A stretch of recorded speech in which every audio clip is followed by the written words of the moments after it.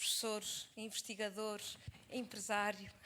Tenho vários já artigos e investigações naquilo que nós chamamos de Value-Based Healthcare, do valor em saúde. Hoje vem-nos aqui falar sobre a estratégia que envolve os problemas dos sistemas de saúde e como é que nós, através do valor e destas modalidades de valor em saúde, podemos colocar, de facto, o doente no centro do sistema. Muito obrigada, professor. Muito obrigado pelo convite. É um verdadeiro prazer estar aqui. Eu considero que estou a jogar em casa. Como podem ver, vim vestido de azul e branco. Quando eu venho ao Porto é sempre assim que venho vestido. E, portanto, é um grande prazer estar aqui para partilhar algumas ideias sobre isto da saúde baseada em valor. Foi isto que me encomendaram e, portanto, é isto que eu vou entregar. O que é a saúde baseada em valor? Em inglês, Value-Based Healthcare. Isto é uma estratégia que foi desenvolvida. Portanto, isto é um pai de uma criança, e tem a mãe da criança. O pai até é conhecido em Portugal, é o professor Michael Porter, de Harvard, e a mãe é a professora Elizabeth Teisberg, de UT Austin, que agora está em UT Austin. E diz ali, the strategy that will fix healthcare. Isto é mesmo a americana, não é? Portanto, não é a menos, não é? Isto é mesmo para resolver o problema da saúde. Aliás, há um artigo muito conhecido que diz exatamente isto, não é? Que é the strategy that will fix healthcare. E eu acrescentei que também não só vai resolver os problemas da saúde, e eu já vou explicar, e vocês empresários que estão aqui, aliás, eu queria também felicitar-vos por isso, ver empresários preocupados com a saúde, no fim vão-me dizer, o que é que aquele tipo andou a dizer? Isto é aquilo que nós fazemos todos os dias nas nossas empresas. Pois é. É de facto o que vocês fazem muito bem nas nossas empresas e aquilo que não tem acontecido na saúde. Portanto, vai ser interessante termos este debate convosco, onde vamos aprender seguramente imenso. E, portanto, a primeira parte é a estratégia que vai resolver os problemas de saúde e eu acrescentei e que coloca o cidadão ou o paciente ou o doente, se quiserem, no centro do processo de decisão. Bom, saúde baseada em valor, Value-Based Healthcare, na saúde é a coisa assim mais tendência dos últimos anos. Okay?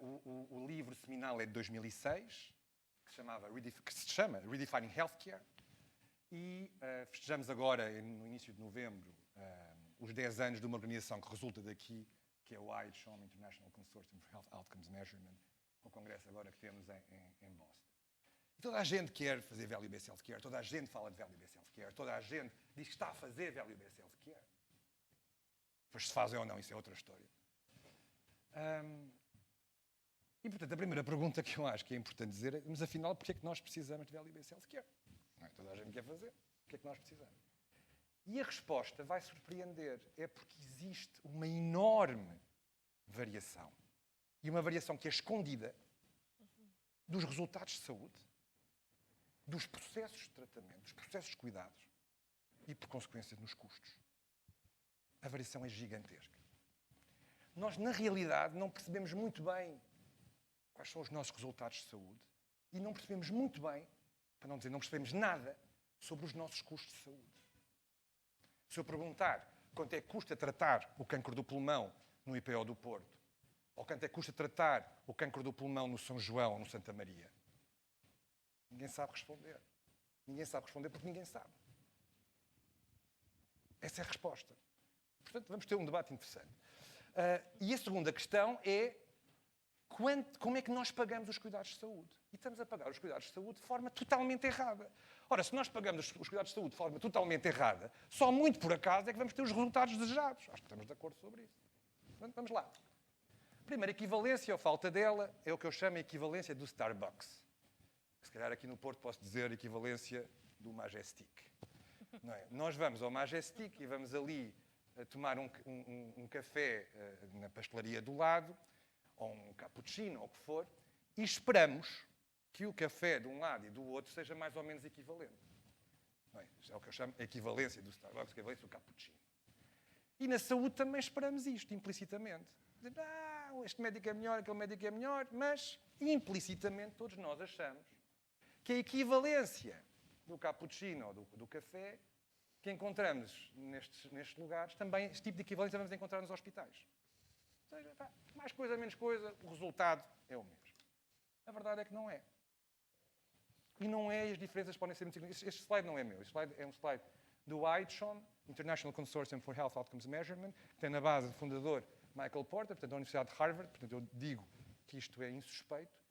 E reparem, isto não é só para Portugal, é? Reparem, por exemplo, ali na bandeira da Alemanha. Eu gosto da Alemanha porque a Alemanha, não é? Nós estamos habituados a dizer alemães, é tudo by the book. Não é? Portanto, certeza que ali funciona tudo bem. Pois não. Nós vemos que ali, por exemplo, a variação nas taxas de reoperação depois de substituição da ANCA é de 18 vezes. Portanto, isto significa que o melhor hospital na Alemanha tem uma taxa de reoperação que é 18 vezes inferior ao pior hospital. Ou dito de outra maneira, o pior hospital na Alemanha tem uma taxa de reoperação que é 18 vezes superior ao melhor hospital. Isto começa logo por aqui. Eu já não falo aqui das cataratas, por exemplo, que é uma coisa que é muito querida aqui em Portugal, com uma taxa de variação de 36 vezes. Aqui temos mais um exemplo. Cada pontinho ali é um centro hospitalar. São dados dos Estados Unidos para os anos 2008, 2010. E é o Kidney Transplant para adultos. Portanto, é o One Year Graft Survival. O que é que nós podemos ver ali? Uma enorme variação. Portanto, temos uma média que é aquela linha a vermelho. Que é esta linha a vermelho. E depois vemos ali uma enorme variação. Não olhem para os casos de baixo número de transplantes, que isso não tem importância.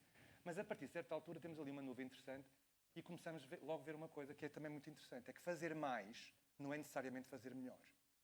E, portanto, logo à partida isto vai desmistificar algumas coisas, ou pode desmistificar algumas coisas. Naturalmente que fazer mais, na ausência de dados, é uma boa proxy para a qualidade. Porque eu não posso ser bom a alguma coisa se eu não fizer aquilo muitas vezes. Mas ainda assim, há um número mínimo, não é, de vezes para eu ganhar essa qualidade. E, portanto, fazer mais não é necessariamente fazer melhor. Este caso, para mim, é paradigmático. É um caso de Harvard e é um caso do maior hospital pediátrico dos Estados Unidos, que é Texas Children's Hospital. Fica em Houston. Maior hospital pediátrico dos Estados Unidos. Nós pensamos maior hospital, em princípio melhores médicos, em princípio melhores tratamentos, em princípio tudo melhor. E, portanto, se nós tivermos um problema de saúde, nós ou um filho nosso, e neste caso é para crianças muito pequeninas, é o exemplo que eu vou dar, com risco de vida, nós tentamos o melhor que pudermos para chegar aos melhores cuidados de saúde. Na ausência de dados, a dimensão, a dimensão do hospital, a reputação do hospital, a reputação dos médicos, o tamanho do carro que o médico tem à porta do hospital. Tudo isto são aproximações interessantes para nós fazermos a escolha. E, portanto, em função disto, eu estou a dizer isto porque numa realidade norte-americana, para um procedimento que é muito, muito difícil de fazer, atenção, que é Norwood, que é um procedimento cardíaco para bebés e criancinhas muito pequeninas, a taxa de mortalidade no bloco operatório, no início da década de 90, com 40 centros médicos académicos dos Estados Unidos, era de 43%. Portanto, praticamente uma em cada duas crianças ficava no bloco operatório. Portanto, é realmente difícil fazer. Quanto é que era a taxa de mortalidade no maior hospital pediátrico dos Estados Unidos? Isto é um caso de Harvard. Não estou a inventar números. Era de 100%. Toda e qualquer criança que entrasse naquele bloco operatório saía de lá sem vida. E o que é mais extraordinário é que ninguém sabia. Ninguém sabia. Ninguém não diga a verdade. Que eu conhecia a enfermeira que esteve à frente do projeto de implementação de Value-Based Healthcare e que disse uma coisa absolutamente inacreditável. Foi nós, enfermeiros, até sabíamos. Porque sabíamos, é uma Norwood e, portanto, não vai precisar de cama. E a primeira criança que sobreviveu não tinha cama pronta porque os enfermeiros diziam, uma Norwood não vai precisar da cama. Portanto, imaginem esta história. Maior hospital pediátrico dos Estados Unidos. Toda e qualquer criança que entra ali sai de lá sem vida. E quem é que sabe? Ninguém sabe. Os pais não sabem, os médicos não sabem. Podemos explicar porquê depois. E podemos explicar depois o que é que foi feito. Foi um programa de Value-Based Healthcare e contra os 100% iniciais foram melhorando e o caso é de 2014. Em 2014 passaram para 12,3%. Continua a ser elevado, é difícil este procedimento. Mas estamos muito longe dos 100%. E depois, quando falamos em resultados de saúde e queremos falar de centralidade, também temos de falar dos resultados de saúde que têm importância para o doente. Porque muitas vezes temos aqueles resultados clínicos, os doentes não percebem nada daquilo. Não tem importância nenhuma. E aqui este exemplo é um caso de uma clínica, que é Martini Clinic, Martini como a bebida, que fica na Alemanha, no norte da Alemanha, em Hamburgo, no meio do nada. Bom, quem gosta de ópera sabe que tem um teatro de ópera novo muito, muito interessante e uma tradição de ópera de há muitos anos. Mas quem não quer dizer, tem ali uma clínica que é essa Martini Clinic. Bom, quando nós pensamos em cancros, pensamos em indicadores, normalmente, como a sobrevida, que são aqueles indicadores que nós ouvimos dizer. Não é? Aqui vemos que na Alemanha a sobrevida é de 94%, a 5 anos, depois de uma prostatectomia, portanto, cirurgia à próstata, é cancro da próstata. A Martini Clinic, esqueci-me de dizer, só faz cancro de próstata. E, portanto, a sobrevida a 5 anos é de 94% na Alemanha, é de 94% na Suécia e é de 95% na Martini Clinic. E aí devem estar a perguntar. Então, 94%, 95%, bom, isto é mais ou menos a mesma coisa. Porquê é que me sequer está a trazer este caso aqui? E houve um dia até, um cirurgião, um urologista em Lisboa, numa conferência desta, porque isto é daqueles casos que nós mostramos sempre no Valley Best Healthcare. Dizia-me assim, grande coisa, eu na minha prática tenho 98%, quase 99% de sobrevida. E eu perguntei, porque reparem, estamos a falar de próstata. Portanto, para os doentes, viver ou não viver é uma dimensão que é importante, sobre isso não há dúvida. A questão seguinte é, com que vida? Estamos a falar de próstata. Portanto, o que interessa ao doente, e digo eu à família, à mulher pelo menos, é, será que eu vou ficar incontinente? Será que eu vou ficar impotente? E, portanto, eu perguntava ao cirurgião. Então, diga-me lá, 98, 99, impressive. Mas agora diga-me lá, como é que estamos de incontinência? Como é que estamos de impotência? E ele teve muito fair play, porque ele respondeu-me com muita graça. Disse, professor, eu sou médico, eu não sou mágico. Dizia o médico. Com graça. A verdade é que é sim, mas. Porque se nós colocarmos estas dimensões que são importantes para o doente em cima da mesa, nós podemos encontrar inovação terapêutica. Inovação terapêutica pode ser inovação na ciência, na abordagem científica, estrito senso, novas tecnologias de saúde, ou pode ser simplesmente a regressão dos cuidados. Pronto. Aqui temos, neste caso concreto, eles têm uma nova abordagem e reorganizaram os cuidados. E contra os 50% de incontinência passado um ano, uma prostatectomia na Suécia, 1 em cada 2 homens, a Martini Clinic consegue 6,5%. E contra os 80% de impotência e disfunção erétil severa, passado um ano, eles conseguem menos 35%. Isto é muito interessante ter estes números. Porque antes das pessoas saberem isto, nesta sala saber isto, se algum de nós, algum familiar tiver um problema destes, quantos é que iriam para Hamburgo se tivessem os meios? Nenhum. Diziam, isto não podendo ir para o São João, naturalmente, ou para o IPO do Porto, não é? Bom, eu se calhar tentaria as proxies habituais. Vou aos Estados Unidos fazer isto, vou a Londres fazer não sei o quê. Porque não temos, ninguém iria para Hamburgo. A verdade é que a força destes dados faz com que não só eles tenham os melhores resultados do mundo, como são o maior centro de prostatectomias de todo o mundo, com o dobro do volume do número 2 mundial, essa sim uma marca conhecida, chamada Johns Hopkins. Claro, porque toda a gente quer ir para ali, inclusive as seguradoras que não são alemãs, como é o caso de seguradoras internacionais, como a na Suíça, que mandam para lá os doentes porque querem que os doentes sejam bem tratados. Eu ter variação de resultados de saúde significa que eu, aquela menina representa os doentes, significa que eu, doente, vou estar doente mais tempo do que eu deveria e ver a minha doença agravar-se desnecessariamente do que eu deveria também. Eu ter acesso a resultados, eu aqui clínico, significa que eu posso fazer o meu trabalho porque eu passo a ter dados. Posso fazer melhor o meu trabalho porque passo a ter dados e passo a ter um apoio na minha decisão clínica. Ter variação de resultados em saúde significa que eu estou a queimar dinheiro. Porque, nos casos, como eu estou a pagar da mesma maneira para toda a gente, onde eu tenho bons resultados, está bem pago. Onde eu tenho más resultados, estou a pagar mal. Estou a deitar dinheiro à rua. Pronto. E esta é a máxima que eu dou normalmente aos meus alunos, vocês vão se rir. A melhor maneira de não ter custos é não ter doentes. Não é? E, portanto, o que nós, seja custos financeiros, seja custos de saúde. Portanto, nós deveríamos estar todos a trabalhar para não ter doentes. E, portanto, como dissemos há pouco, e bem, isto é como a gestão das florestas. Não é? Toda a gente diz isso. Temos primeiro a apostar na prevenção. Prevenção da doença, promoção da saúde. Toda a gente disse isso, ainda há pouco falávamos nisso, e bem. Mas depois vamos ver quanto é que gastamos nisto. Gastamos 1%, 3% com o plano de vacinação. Já não estou a falar de Covid, só é pré-Covid. Portanto, toda a gente fala nisso, mas ninguém faz nada. E depois, os doentes, eles existem, é como os incêndios. Eles existem, nós podemos tentar tratar as matas, mas eles existem. Agora, tal como nos incêndios, os doentes é a mesma coisa. Nós queremos que os incêndios sejam tão circunscritos quanto possível, apagados tão rapidamente quanto possível e que não haja ressentimentos. E aqui na saúde é a mesma coisa. Ok, há a doença. Mas nós queremos que a doença seja tão circunscrita quanto possível, seja resolvida tão rapidamente quanto possível e não haja efeitos secundários. Não quero ver mais o doente no hospital. Que esteja bem tratado de uma vez só. E não com taxas de reoperação, como vimos há bocado, na Alemanha. O que é que nós temos em Portugal e o que é que nós temos com os decisores políticos? Em Portugal e no mundo, em bom rigor.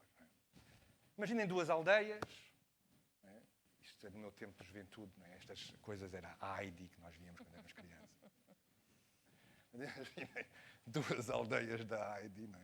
Uma com o hospital da aldeia de cima e outra com o hospital da aldeia de baixo. Imaginem que num determinado período de tempo temos 100 cirurgias ao coração. A mesma cirurgia sempre.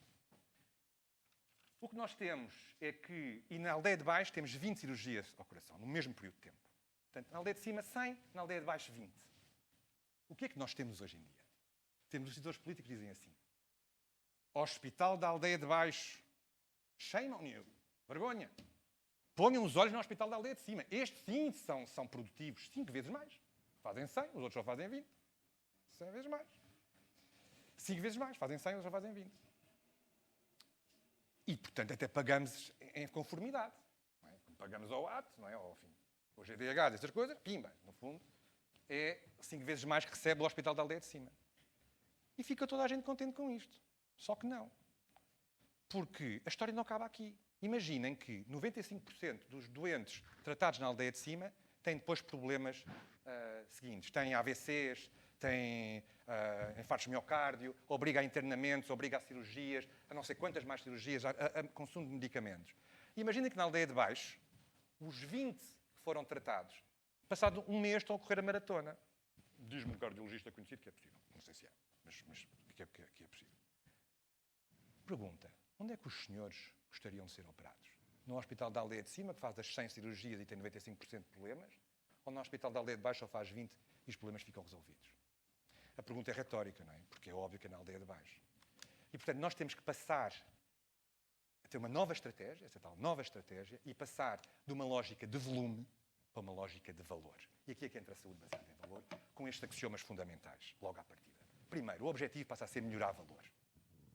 Para um empresário, acrescentar valor. Normal. Não é? Segundo, a minha unidade de medida passa a ser o segmento de doentes. Para um empresário, óbvio. Não é? Condição médica, no caso de ser cuidados hospitalares. Okay? E terceiro, eu preciso de medir tudo o que eu tiver que medir ao longo de todo o ciclo de cuidados. Quando eu falo em valor, eu falo desta definição. Nós ouvimos muitas vezes dizer, valor, que tal, conceito teórico, mas, na verdade, o que é valor para mim pode ser valor diferente. Não é verdade. Isto é muito objetivo. O que nós dizemos é que em cima temos os resultados dos doentes, é um quociente, resultados dos doentes, sobre o custo de entregar estes resultados. Portanto, é o value for money, okay? por euro gasto. Estes são os axiomas. Esta é a agenda de valor. Vocês vão ver, quem se interessar vai ver esta figura muitas vezes. Eu vou passar aqui pelos 4 pontos fundamentais e depois, se quiserem, podemos falar sobre isto. A primeira é constituir equipas multidisciplinares à volta do segmento dos doentes, para ter, basicamente, uma entrega chave na mão. Os empresários percebem bem isso. Depois, medir e comunicar os resultados em saúde ao nível do segmento de doentes. Comunicar. Eu saber o que é que está a acontecer. Eu poder olhar para dados, como fazem os empresários, poder olhar para dados e dizer como é que eu posso melhorar. Porque nós na saúde, eu costumo usar isto, nós na saúde caímos na armadilha do contabilista preguiçoso. E a armadilha do contabilista preguiçoso diz assim: se eu não posso ter aquilo que eu quero medir, passo a querer aquilo que eu posso medir. E pronto, e depois avançamos aí com os indicadores, até há uma agência nacional que dá estrelas, não é? Tipo Michelin, que é a entidade relatora de saúde, e que vai à volta dos processos. Não estou a dizer que esteja errado. Estou a dizer é que não conta a história toda. É como dizer, eu tenho muita posse de bola. Tenho uma posse de bola incrível. Marquei golo ou não marquei golo? Isso é outra história. Isso eu não sei se marquei golo ou não marquei golo. Portanto, medir e comunicar, olhar para dados, saber como é que eu posso melhorar a partir dos resultados que eu tenho, saber onde é que eu sou bom e saber onde é que eu devo melhorar, medir e melhorar os custos dos tratamentos. Eu não sei os custos dos tratamentos. Eu não sei quanto é que custa tratar as condições clínicas. Não sei. E partir para pagamentos baseados em valor. Temos excelentes exemplos em Portugal. Desde logo, com um exemplo, nós podemos falar sobre isto, o exemplo de 2015 que eu chamo, Sr. Ministro, não me deixe morrer, não sei se lembram desse caso da hepatite C, da Arvoni, não é? Em que se passou a pagar não pelo medicamento, mas passou-se a pagar a cura, no fundo, se o doente negativava ou não com a hepatite C. Isto ao nível dos fabricantes, e temos que passar a pagar também ao nível de, que nós chamamos de bundle payments, portanto, pagamentos em pacote por ciclos de cuidados, que são negociados, e aí também podemos falar muito longamente sobre isso. Eu queria-vos dar só estes pequenos gráficos para concluir. A força de olhar para resultados e de pensar sobre os resultados. Temos aqui uma PCR, não a PCR da Covid, a proteína C reativa. Okay? A proteína C reativa é uma coisa super simples, que toda a gente pede quando estamos a olhar para um processo inflamatório, que é a artrite reumatoide. E este é o registro de qualidade da Suécia na área da reumatologia. Okay?